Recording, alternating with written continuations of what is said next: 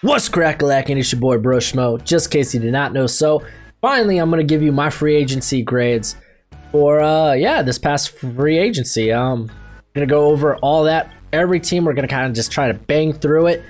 But before we do that, go ahead and become a bro and subscribe, and leave a thumbs up if you thoroughly enjoyed the content. It's always much appreciated, much obliged. And just a little heads up, I'm gonna be reminding y'all of this in all today's videos. If you couldn't tell, I'm gonna be working with a lot of different NFL content creators in the coming future. But this Monday, our boy Fantasy Football Counselor, he's gonna be hosting a panel, and we're gonna be talking about is there gonna be an NFL season this year. So be sure to come check on that. There's limited spots available, and I'll have a link in the description below. But I'm really hoping that a little bit more exposure will really get this channel to grow a bit. That way I can devote more time to it, and I can devote more time making content. And as I've said in past videos, I want to really start making some content with you guys, because I love talking to y'all about just football in the comments section. I mean, a lot of y'all that aren't new to the channel, you know I try to get to almost all your comments, and I go through typically all of them. Maybe a day late on some, but I try to get to them all. But yeah, there's that. So be sure to take a gander at that. It's free, and plus you get to see your boy talk about stuff. I think, maybe, I don't know, maybe I'll be watching too. But let's go ahead, let's dive into this, and we're gonna start with the AFC, and we're gonna start with the AFC East. And I want to start with the Buffalo Bills are my winners from the AFC East. I really like the move to get Stephon Diggs. They already had really pretty good receivers in Cole Beasley and John Brown. I think they were in the top 5 for yards of separation last season, and that's only going to help with Stephon Diggs. I think they gave adequate compensation just to get Diggs. And then on top of some of their other moves, I liked the Quentin Jefferson deal. I thought they got him pretty cheap. Brendan Butler, not so much, but it is what it is. Mario Addison, I'm kind of iffy about too, giving him $30 million. But I love Josh Norman coming in for real cheap. The re-signing of Quinn in Spain was brilliant, and they also got Darrell Williams pretty cheap. They'll probably end up throwing him at tackle, right tackle, because that's his natural position. So I'm hoping that means they'll move Cody Ford to guard. So I gave him a B+. And let's talk about my Dolphins coming in here with a nice B. I liked their moves. They weren't like spectacular. I mean, outside of the Byron Jones and actually the Ted Karras, I loved those moves specifically. But the Eric Flowers one, I know some of y'all like it. It does fit a need, but $30 million. I expected him to get 3 years, $18 million in free agency. So him getting that much more, I didn't like it. Jordan Howard was solid, I think, but the Shaq Lawson one, I also thought we maybe overpaid a little bit for him, but he's a nice young player. It is what it is. The Ogba, I thought, was a pretty decent deal as well. And Kyle Van Noy, I knew they were going to pursue him, but I was thinking more along the lines like 3 years, maybe $33 million. Instead, he got 4 for 51, so a bit much, but you know what? We had the cap to spend. We did get better as a team. I'm cool with it. Next, I got the Jets just edging out the Patriots for not the worst. But I like that they addressed the offensive line. I didn't like the Fant deal. I thought they paid him a lot for a guy that hasn't really seen the field much. I get he's got some athleticism to him, but still, I think I'd rather go with a stopgap tackle like a Jason Peters and then maybe draft one this year than going with Fant. I love the McConnor deal. That was solid. I like them bringing back Poole on a 1-year deal. And then Perryman, I thought, well, 1-year deal, that's solid. It's a proven deal. Desire, that I thought was good as well. So honestly, I think the only real gripe, it was just a lot of average moves. And then I really hated the Fan deal. But overall, I think it was average. And then the New England Patriots, I thought they did all right. I'm just going to say, I thought they did all right. The reason they're low is just the inability to secure Brady. I think they did the right thing by getting McCourty back and putting the franchise tag on Thuney, but outside of that, they didn't. They just did very Patriot-like things but there's no Tom Brady in place, you know? So it almost feels like this might not I don't think Bill Belichick would ever personally tank, but it feels like a tank year. On to the North. We're going to start with the Baltimore Ravens. They're my winners out of the North, but I think for the most part, the whole division did pretty well. I loved the Calais Campbell trade. I thought they got him for pennies. But, and I'm glad that they got out of the Michael Bachers one, because they paid him a lot of money, and I think they got a guy that's just as good in Derek Wolfe for way, way, way cheaper. Bringing back their own guys like Skura, Smith, and Ward was solid. And I'm really waiting. I fully expect them to trade Matt Judon. Just saying.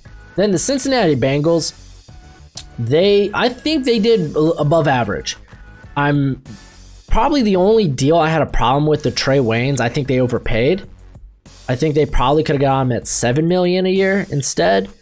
But you know what? They need to bring in some help in the secondary, so they did that. I love the Alexander deal. I think honestly they'll end up having to re-sign him. The Von Bell was exactly the amount of money I expected him to get. I get bringing AJ Green back with the franchise tag, and then DJ Reader is going to be a very underrated sign-in, in my opinion. And then Cleveland Browns, they actually tied the Cincinnati Bengals, and it's just, you know what, they did stuff to help with their scheme. I got really no big complaints. They brought in guys that fits what Stefanski wants to do. Brought in guys like Billings, Claiborne, Conklin, even though I think he got a lot of, you know, he was probably going to go for $10 million a year, and he ends up going for, what, 14? So, it's a bit much, but it is what it is. Hooper, someone was going to pay Hooper, and I know they want to run those 2 tight end sets, so I guess that is what it is. Even train for a fullback. They did a lot of things to bring in guys that he wants in place to run his system, so I'm not going to complain about that.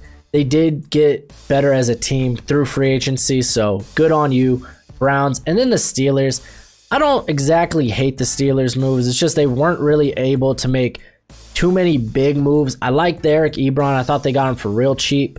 Wormley, I think, was pretty solid for what they only gave away a 5th rounder, and that's in next year's draft. So I thought that was solid. Wisniewski, I think, is a very underrated deal. I think you get one of the better vets in the league at guard. I love it. I don't like Derek Watt's deal. You bring in a guy, paying him. I get that the Steelers use their fullbacks a ton, but $3 million on a 3-year deal, I still think that's too much for a fullback. That's just personal. That's just my opinion. I don't like the franchise tag on Dupree unless you plan on shipping him out. He really, his production went down the stretch, and I don't think he deserves top money. That's just my opinion.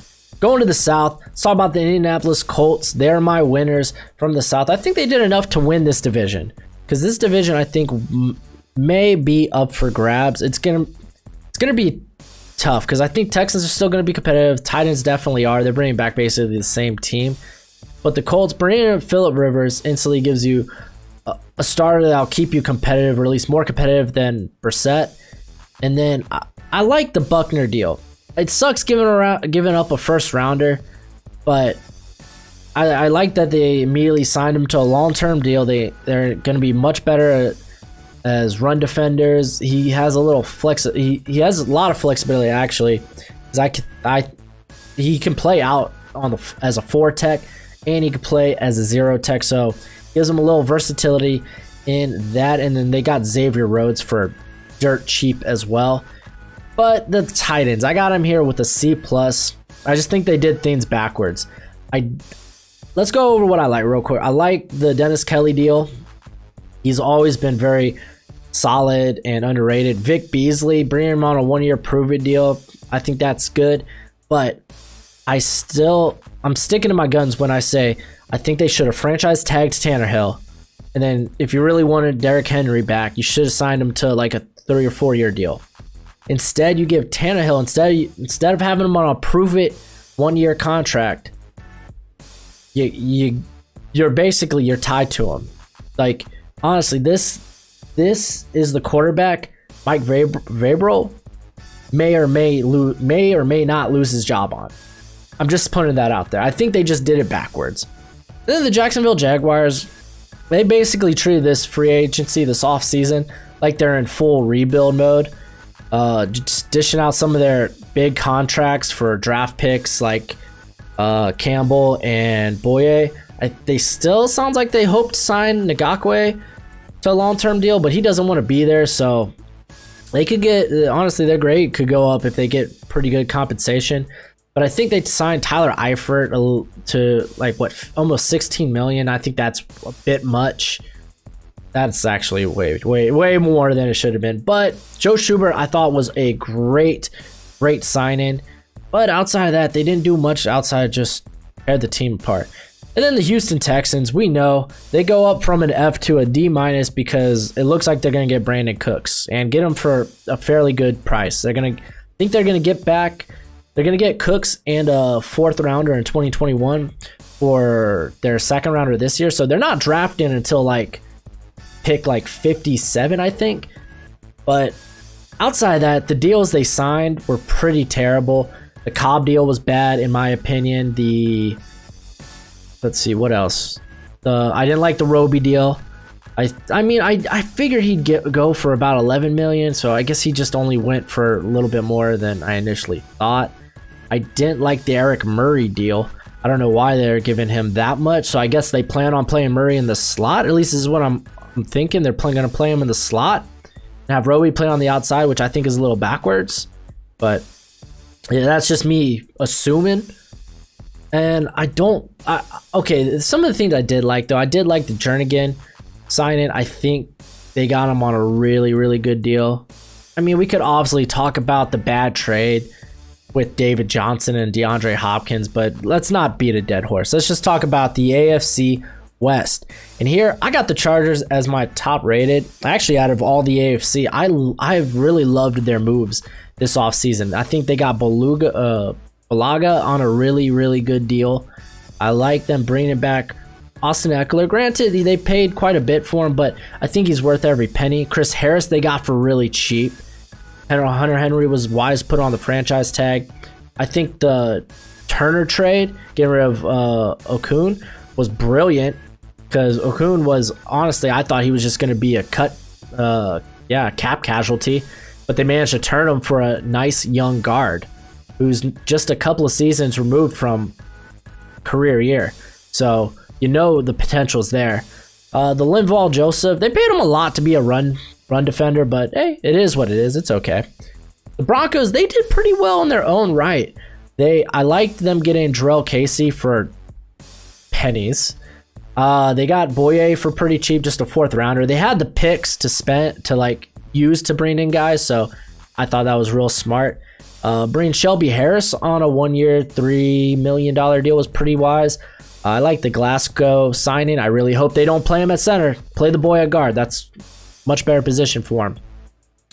But the Melvin Gordon one's puzzling to me, especially when you already have a 2-headed running back monster. I don't want to say monster, but you already have 2 solid running backs in Lindsay and Royce Freeman. It kind of puzzles me why they brought in Melvin Gordon. Granted, they got him pretty cheap at only $8 million a year, but I still question it a little bit. That's what hurt their grade, or at least their grade with me. And like I said, this is all my opinion. The Las Vegas Raiders, I gotta get used to saying that. I thought they did pretty well to fill in whatever holes they could. I liked the Nelson Aguilar sign-in because they got him for dirt cheap. I liked the Kowalski and Littleton sign-in. I liked the Marcus Mariota sign-in. I thought that was very smart, very wise. The Demarius Randall sign-in was pretty good too, only $3 million. But this is where, I mean, Jeff Heath, they gave a lot of money, and I don't know why. Malik Collins, he's been okay. He's been solid, but I felt they were already pretty good on the interior. I mean, if they really did want to address that, I think just get a guy late in the draft and develop him. Carl Nazib, I like the signing. I hate they gave him $25 million over 3 years. It just puzzles me, but I like the signing. Don't like the money so much. But they also brought in Witten, which is good. It's a good veteran presence for Waller and Moreau.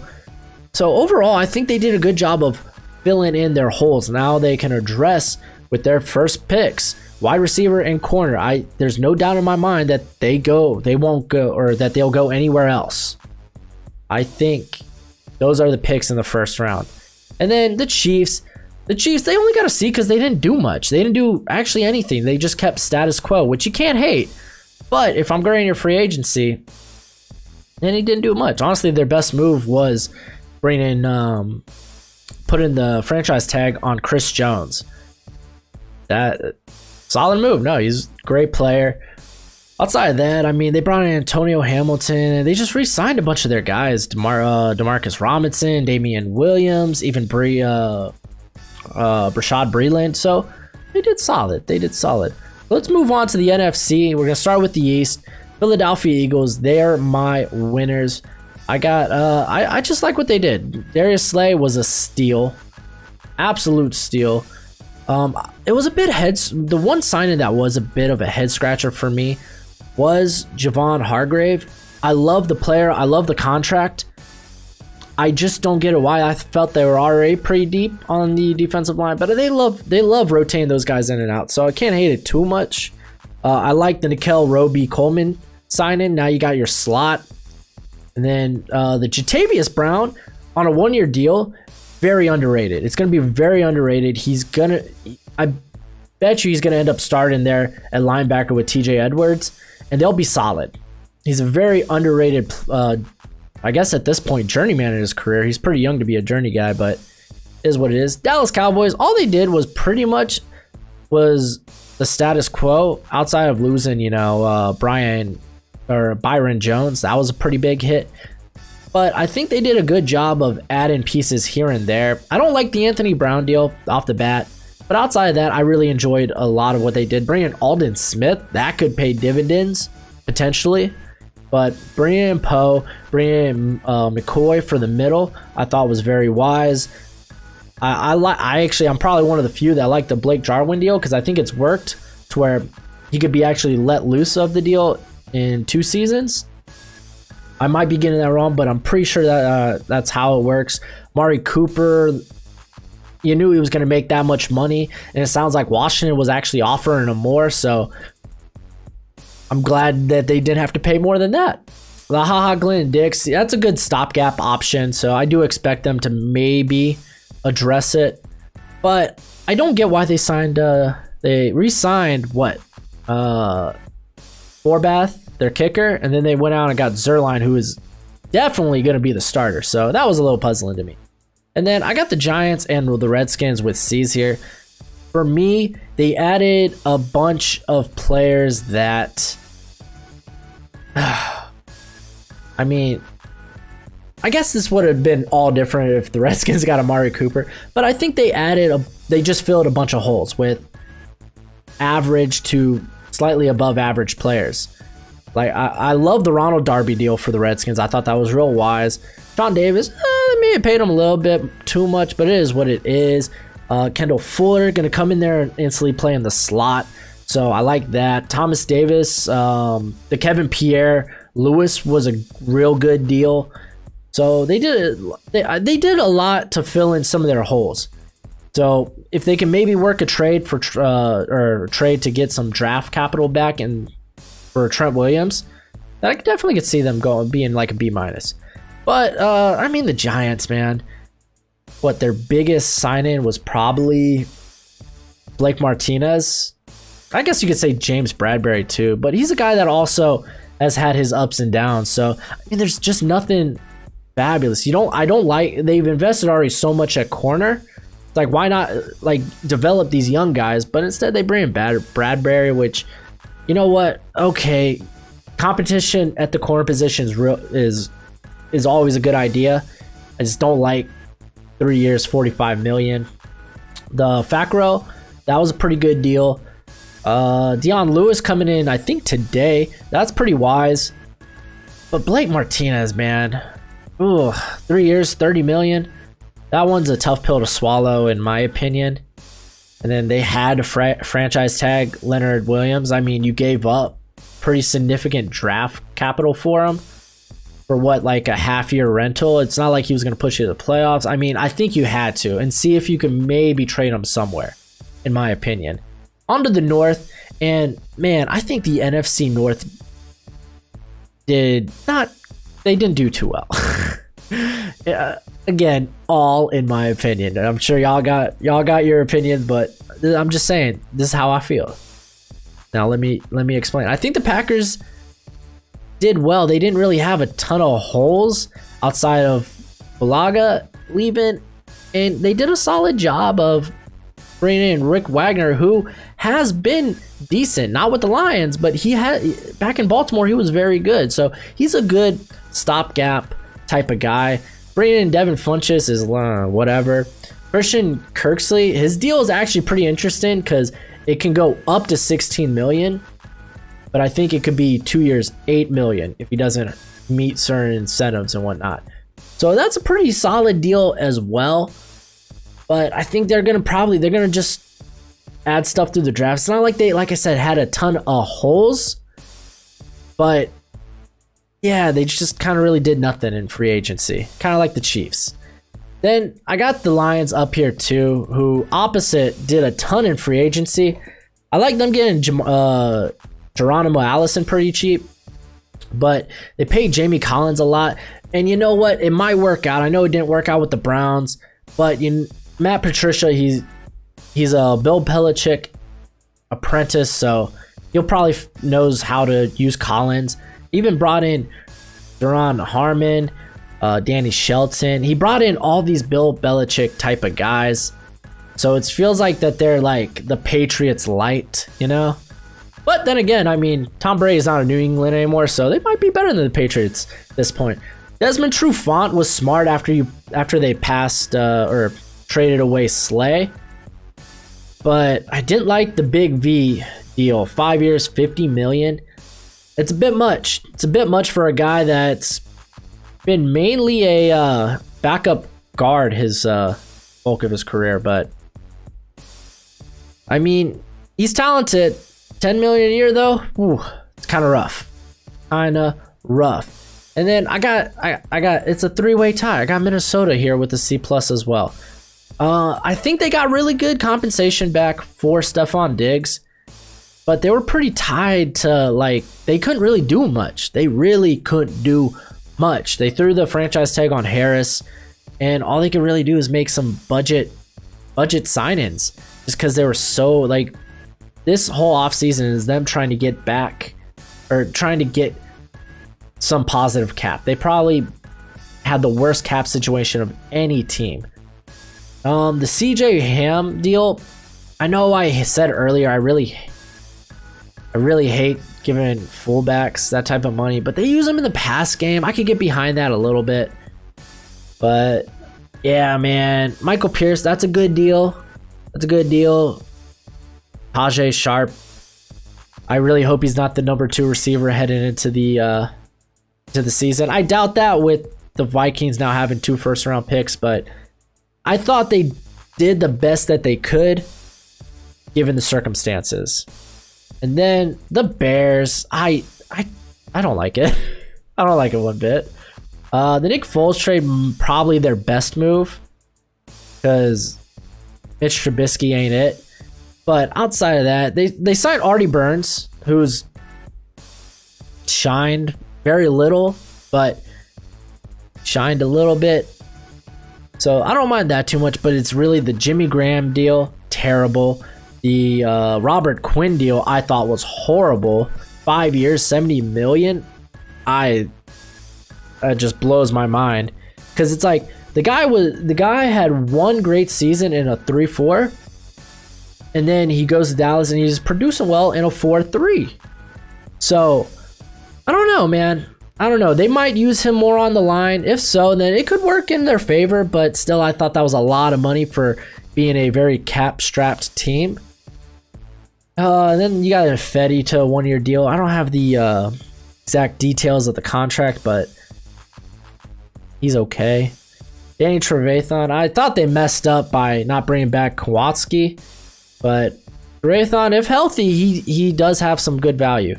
And yeah, to me, it's a below average offseason. On to the South, Tampa Bay Buccaneers. They got Tom Brady. They brought back almost all of their players. They're facing the draft with all their picks. A+. New Orleans Saints, I think really only one move I didn't like here. And it's probably, it's the Andreas Pete deal. I mean, 5 years. 57.5 million, and he was probably the worst player on their offensive line. Granted, their offensive line is really good, but I mean, I think that just tells you in how bad they're in win now mode at this point. I like the Jenkins deal. I thought that was very smart. So was the Emmanuel Sanders, just banger deals. So good on you, Saints. Then the Atlanta Falcons. I just think they overpaid for some guys. Or at least mainly Dante Fowler. I get it. It's a deal. It's something they had to make, but I just don't love the deal. Todd Gurley. I like that a little bit because it's a one-year deal, so it's not bad. Hayden Hurst. I get why they did it, but giving away a second rounder, a second and a fifth rounder. Oh, I thought that was kind of sucky. I get it, it's a weak tight end class too, but I don't know. Hayden Hurst better produce like Hooper did.